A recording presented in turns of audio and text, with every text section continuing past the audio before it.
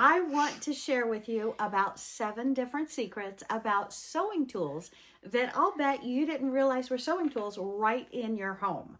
Well, did you know that you can use dental floss for sewing thick fabrics together by hand, and it works very, very well. It's strong, it's cheap, it won't snap on you. And sandpaper. Did you know sandpaper under slippery fabric helps grip? A simple trick for tricky fabrics. And guess what?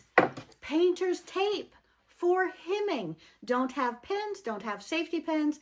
Painter's tape, easily removable, never leaves anything behind. Perfect for, great for dark fabrics, no chalk on them. Perfect for hems with no damage. Painter's tape. Guess what?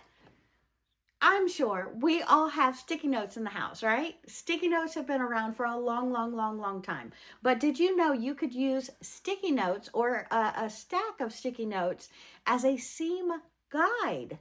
Woohoo! Easy peasy, adjustable and precise.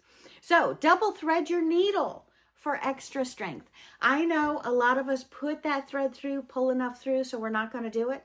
But if you double your thread on that needle, it's going to be sturdier, it's going to be longer lasting, and a single stitch can hold up to 9 pounds. Awesome. Okay, guess what? Freezer paper makes excellent templates. It also sticks lightly to fabric when ironed.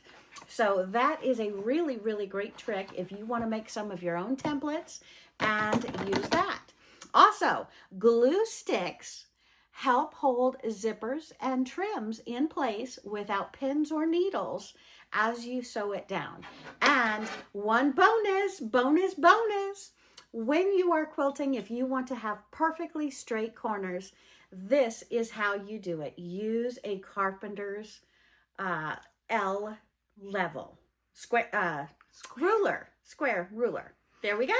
What do you think? Hit that subscribe button. Give me a like, a comment. I want to know your thoughts. What are handy dandy tools that you have around the house that you never thought about would make life easier when you need to sew something together?